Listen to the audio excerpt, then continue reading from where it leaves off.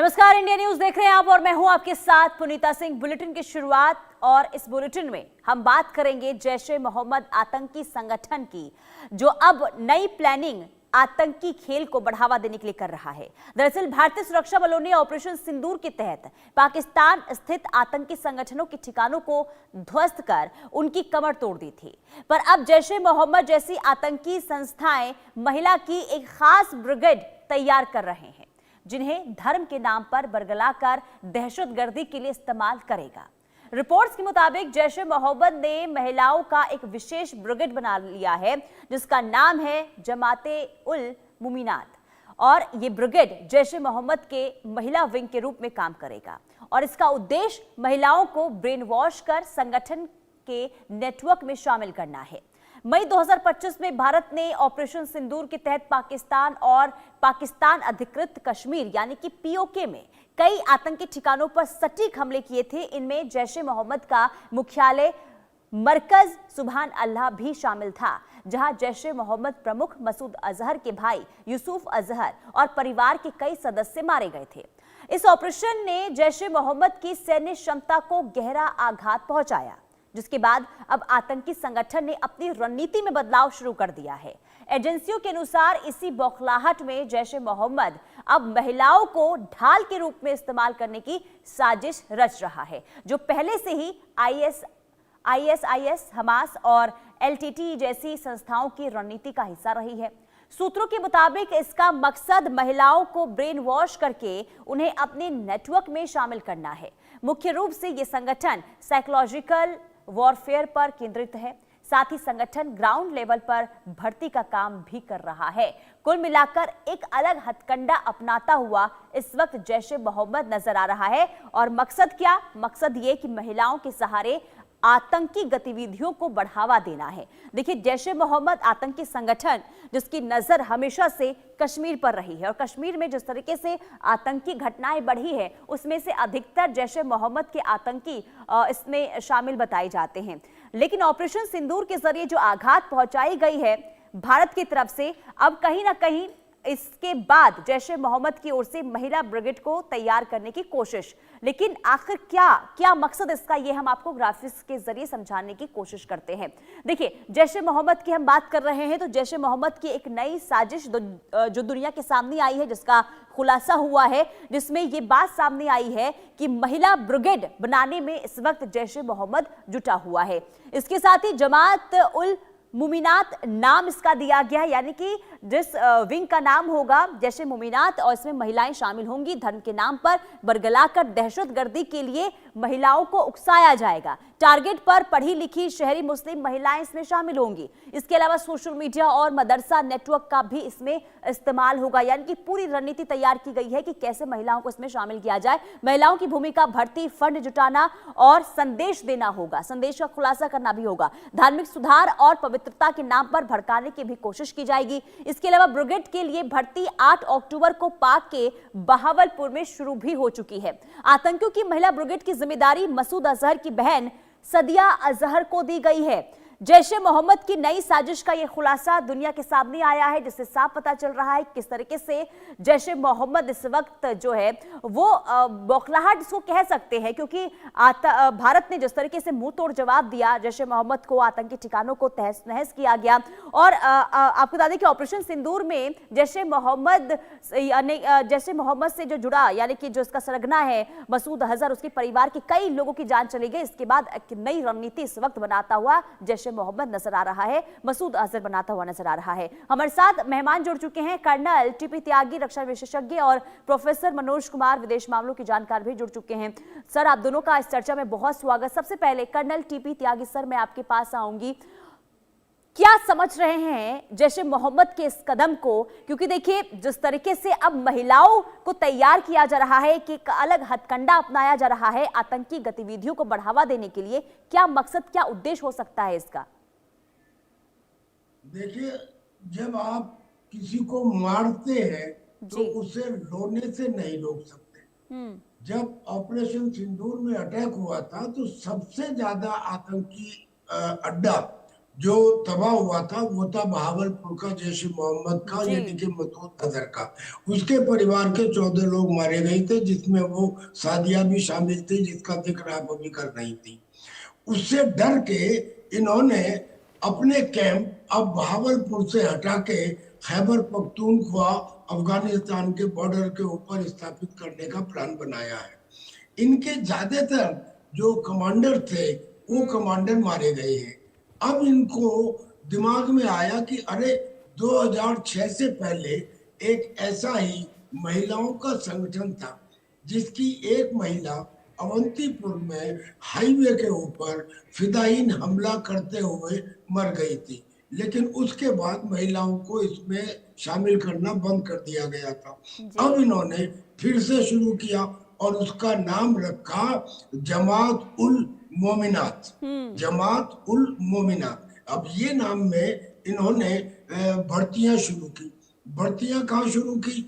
जो इनके बचे कुचे कमांडर हैं उनकी बीवियों की, उनकी बेटियों की, उनकी बहनों की, और उसके अलावा गरीब लड़कियों की।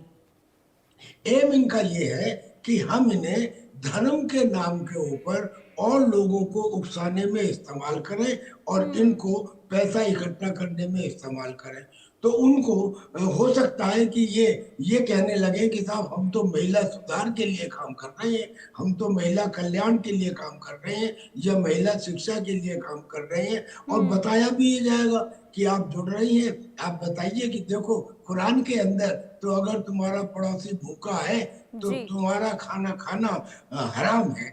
ये तो बताने के लिए। और जब वो भर्ती हो जाएंगी तब उन्हें ये बताया जाएगा कि देखो अल्लाह के अलावा और कुछ नहीं है, हमारे अलावा जो दूसरा है वो काफिर है, और काफिर का गला काटना और उसे तड़पा के मारना और उसकी बच्चों को और उसकी औरतों को और उसकी संपत्ति को माले गनीमत समझ के इस्तेमाल करना, ये भर्ती होने के बाद बताया जाएगा। और एम क्या होगा? बची हुई स्ट्रेंथ को पूरा करना, पैसा इकट्ठा करना और जिहाद के लिए तैयार करना। और यहाँ तक इनका प्लान है कि ये हिंदुस्तान में भी इस काम को तमिलनाडु से प्रारंभ करना चाहते हैं, वहां की लड़कियों को भी इसमें शामिल करना चाहते हैं। जी। आधे दर्जन से ज्यादा शहरों में इन्होंने लड़कियों की भर्ती शुरू कर दी है। जी। कुल मिला के जो जैसे मोहम्मद के मसूद अजहर का ये प्लान है, ये उसके डर की गवाही देता है। जब आदमी औरत को आगे करने लगे तो समझ लो कि वो घबरा चुका है, वो डर चुका है। बुरके में रहने वाली नाजनीनों को अब ये कह रहे हैं कि आप ये और आप अपने हाथ में बारूद लीजिए, ये उनके डर का प्रतीक है। इसलिए इसलिए खरबूजे को देख के खरबूजा रंग बदलता है। जो स्थिति आज जैश ए मोहम्मद की है वही स्थिति लश्कर तैयबा की भी है, और वही स्थिति हिजबुल मुजाहिदीन की है और अन्य आतंकी संगठनों की है।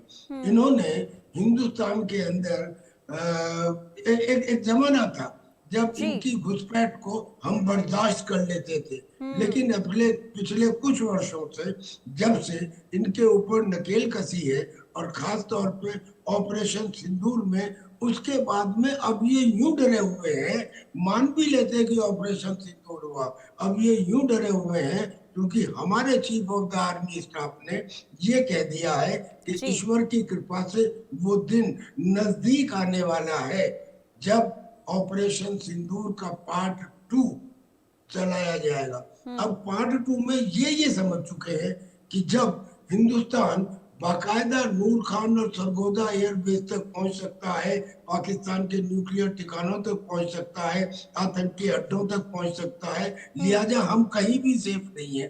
तो ये सब अपने पुराने कैंपों को छोड़ के दूसरी जगह जा रहे हैं, अपनी नीति बदल रहे हैं, अपनी मरी हुई संख्या में थोड़ी जान डालने के लिए औरतों को उसमें शामिल कर रहे हैं, और औरतों को बहला फुसलाकर फिर वही फिदायीन बनाने का प्रयत्न कर रहे हैं ताकि कुछ कर सकें। लेकिन डर इस कदर व्याप्त है कि ये पाकिस्तान के मेन लैंड को छोड़कर अफगानिस्तान की सीमा में खैबर पख्तूनख्वा में जाके अपने कैंपों को दोबारा स्थापित कर रहे हैं। ठीक है, ठीक है sir. Professor Manoj Kumar sir, मैं आपके पास आऊंगी। किस तरीके से जैश ए मोहम्मद के इस चाल को आप देख रहे हैं? और दूसरा सवाल मेरा ये भी होगा कि मसूद अजहर ने जो अपनी बहन को ये कमान सौंपी है, यानी कि सरगना बनाया गया है जो नई महिला विंग जिसकी शुरुआत हो गई है, तो इसे किस तरीके से देखा जाए? क्या मकसद हो सकता है इसके पीछे? देखिए पुनीता जी, पाकिस्तान का मकसद सिर्फ एक ही है, वो है एंटी इंडिया सेंटिमेंट्स। क्योंकि हम पाकिस्तान का जब से ओरिजिन हुआ है, हमेशा से हम लोग बोलते हैं कि पाकिस्तान एक स्टेट नहीं है बल्कि एक आर्टिफिशियल स्टेट है। और उस आर्टिफिशियल स्टेट को बनाने में उसके वहाँ का खास करके जो इस्लामिक रेडिकलाइजेशन वो सबसे ज्यादा काम किया। और उसी तर्ज पे आप देखिए अभी तक वो जो जिस तरीके के जितने भी वहाँ टेररिस्ट जो संगठन थे, वो संगठन सारे वहाँ के युवाओं को भर्ती करते थे और इस धर्म के नाम पे, इस्लाम के नाम पे जिस तरीके से उन्हें रेडिकलाइज किया जाता था और एक फिदाइन बनाया जाता था। लेकिन ये बड़ा ही मतलब आप समझ सकते हैं कि विश्व राजनीति और वर्ल्ड पॉलिटिक्स की जियो पॉलिटिक्स में जो ऑपरेशन सिंदूर जो अप्रैल के बाद से जो पहलगाम की जो घटना घटी और भारत सरकार और भारतीय इंडियन आर्मी ने जिस तरीके से पूरे वर्ल्ड को ऑपरेशन सिंदूर के माध्यम से जो दिखाया। देखिए ऑपरेशन सिंदूर को हमें समझना होगा क्योंकि वो आप देखिए पाकिस्तान भी एक न्यूक्लियर वाला देश है और भारत भी एक न्यूक्लियर वाला देश है। और ये इसके पहले भी भारत और पाकिस्तान के युद्ध हुए हैं, लेकिन वो हमेशा प्रॉक्सी वार हुए हैं। कभी भी डायरेक्ट पाकिस्तान ने भारत के ऊपर वैसे आक्रमण करने का कोशिश नहीं किया। लेकिन इस ऑपरेशन सिंदूर ने जिस तरीके से इंडियन आर्मी ने चुन चुन के उनके जितने भी आतंकी ठिकाने थे जो कि एलओसी के अंदर तक थे, उस सबको डिस्ट्रॉय किया। और ये देखिए ये पूरा विश्व देखा, क्योंकि हम सब जानते हैं कि पाकिस्तान का जो सपोर्टर्स है, जो उसके पास आर्म्स और हथियार हैं, वो चाइना और अमेरिका के द्वारा दिए जाते हैं। और एक तरफ भारत है जो कि फ्रांस और रसिया और अपना सेल्फ मेड के आधार पे लड़ाई लड़ा। और ये आप समझ सकते हैं कि इसीलिए ऑपरेशन सिंदूर बहुत ही चर्चा का विषय आज के डेट में है, क्योंकि भारतीय आर्मी ने जिस तरीके से अपना दमखम दिखाया है और इसीलिए वो पूरी तरीके से परेशान है वहाँ के जितने भी टेररिस्ट ऑर्गेनाइजेशन है और खास करके जो इंडियन आर्मी है। मैं ये कहना चाहता हूँ आपके माध्यम से, क्योंकि वहाँ की जो पाकिस्तान की जो आर्मी है बेसिकली वो वर्दी तो पहनती है आर्मी की, लेकिन वो अंदर से बिल्कुल आतंकवादी के रूप में काम करते हैं। और ये पूरा वर्ल्ड प्रूवन है और भारत ने 78 सालों से इस दंश को झेलते आ रहा है। तो मैं एक बात आपके इस चैनल के माध्यम से कहना चाहूंगा कि अभी जो देश के प्रधानमंत्री मोदी जी हैं, हमेशा बोलते हैं यही समय है, सही समय है, और 140 करोड़ देशवासियों को वो आत्मनिर्भर और विकसित भारत की जो बात बनाने की बात करते हैं। लेकिन ये तब तक पूरा नहीं होगा जब तक आप पाकिस्तान जो स्टेट स्पॉन्सरशिप जो आतंकवाद उसको सफाया नहीं किया जा सकता है। तो ये बहुत अच्छा मौका है भारतीय आर्मी के पास और नेतृत्व के पास कि उसको पूरी तरीके से डिस्ट्रॉय करें। और उसी कड़ी में ये जो महिला ब्रिगेड जो ये लोग बनाने का जो प्रयास किया जा रहा है, क्योंकि देखिए अभी आईएमएफ ने और अमेरिका ने जो इनको बेल पैकेज दिया और उन्होंने जितने भी आतंकवादी थे उन सबको 1-1 करोड़ रुपया देने की घोषणा की है। और आप इसी से अंदाजा लगा सकते हैं कि वहां के आर्मी और खास करके जो मसूद अजहर जो जैश ए मोहम्मद का चीफ है, उसके घर से लगभग 14 लोग मारे गए और उन 14 लोगों को के जनाजे में वहां की आर्मी शामिल हो रही है। तो ये पूरा प्रूवन है कि वहां का टेररिस्ट और आर्मी दोनों एक है, इसे हम अलग करके नहीं देख सकते हैं। और उसी सॉफ्ट पूरी दुनिया के सामने एक बार फिर तब भी आया था जब ऑपरेशन सिंदूर के दौरान शोक मनाने चले जाते हैं और सबने देखा था कि किस तरीके से जो आपने बताया कि आर्मी कहने के लिए है, लेकिन किस तरीके से आतंकियों का साथ देते हैं, आतंकियों को बढ़ावा देते हैं, ये सबको पता है। लेकिन कर्नल टीपी त्यागी सर, महिला ब्रिगेड जिसकी तैयारी अब हो रही है जैश ए मोहम्मद की तरफ से, इसे किस तरीके से आप देख रहे हैं? भारत के लिहाज से अगर हम इसे समझें तो क्या भारत के लिए बहुत बड़ा खतरा बन सकती है क्या यह महिला ब्रिगेड? देखिए, महिला ब्रिगेड बहुत बड़ा खतरा तो भारत के लिए नहीं बन सकती, लेकिन एक प्राकृतिक सच है, एक औरत जब किसी बात को समझाती है तो एक आदमी के समझाने से ज्यादा इफेक्टिव होती है। और उस औरत को ये समझा दिया गया है कि तुम जाके और जगह ये बताओ कि हम इस्लाम की बात करते हैं, हम कुरान की बात करते हैं, हम उस कुरान की बात करते हैं जिसके अंदर भाईचारा है, जिसके अंदर मोहब्बत है, जिसके अंदर दूसरों का, गरीबों का ख्याल रखना है। हमारे पैगंबर यही बात कहा करते थे। ये कहने में लोग कुछ कुछ उनकी बातों को सुनने लगते हैं, लेकिन जो उनका मेन एजेंडा होता है, जो मैंने आपको पहले बताया कि एक दफा इनके जान में जो लेडी आ जाती है, फिर उसको बताते हैं कि बस अल्लाह ही सुप्रीम है, बाकी सब काफिर हैं और जो काफिर हैं उन्हें जीने का हक नहीं है। ये इनकी मोडस ऑपरेंडी है। इतना ही नहीं, दूसरे जो जैश ए मोहम्मद का बिखरता हुआ कुनबा है, उस कुनबे को जोड़ने में ये मदद कर सकती हैं, क्योंकि जब ये पैसे मांगेंगी, धार्मिक काम के लिए, सहयोग के लिए पैसे मांगेंगी, तो लोग इनके आदमियों के मुकाबले इन्हें ज्यादा पैसे देंगे। तो इसका मतलब ये कि इनके फंड भी इकट्ठे हो जाएंगे। अब फंड इकट्ठे हो गए, इनको ताकत भी मिल गई कि भाई हमारी नफरी पूरी हो गई, और इनका एजेंडा भी चल पड़ा। और उस एजेंडे का नुकसान भारत को इसलिए हो सकता है क्योंकि भारत में बहुत सारे 20% तो मुसलमान हैं ही। तो इनमें से कुछ लोग यहाँ आकर उनके साथ मिलके, और जो प्लानिंग में पता लगा है, इन्होंने 2 प्रदेश चुने हैं शुरू में, जिसमें पहला है तमिलनाडु, कि तमिलनाडु में जाइए और वहां जाके इनको भर्ती कीजिए। हम इसकी कोई परवाह नहीं करते जो ये महिला ब्रिगेड है, मगर परवाह किस बात की करनी पड़ रही है, वो ये कि ऑपरेशन सिंदूर के बाद में स्थिति बदल गई है काफी हद तक, और हमें उसके बारे में चौकन्ना रहना है। क्या बदली है?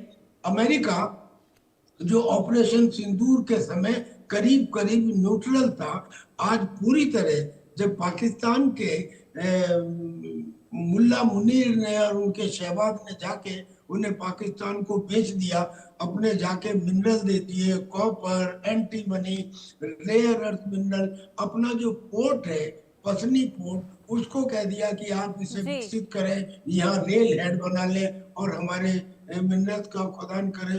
तो और ये भी कह दिया कि हम और तो और इजराइल तक को सपोर्ट करने को, या रिकॉग्नाइज करने को तैयार है। ऐसे में अमेरिका का पूरा जो ध्यान था, अब वो आशीर्वाद का हाथ पाकिस्तान के साथ है और हिंदुस्तान के खिलाफ है। एक तो ये बड़ा चेंज आया है। बिल्कुल, ये बहुत बड़ा चेंज आया है, और कहीं ना कहीं इससे देखिए, समझे, अमेरिका किस तरीके से लगातार अपनी रणनीति में बदलाव कर रहा है, ये भी बहुत बड़ा सवाल है। ठीक है सर, आप दोनों का बहुत शुक्रिया इस चर्चा में जुड़ने के लिए और बातें रखने के लिए। कुल मिलाकर देखिए, जैश ए मोहम्मद के इस कदम से क्या असर, क्या स्थिति बनती है, इस पर तो नजर बनी रहेगी, और देखना ये भी होगा कि महिला ब्रिगेड की जो फौज तैयार हो रही है, इससे कितना प्रभाव बनाने की कोशिश जैश ए मोहम्मद करता है। बहरहाल अब आगे बढ़ेंगे, अब नजर डालते हैं महाराष्ट्र की कुछ खबरों पर। नमस्कार, आपके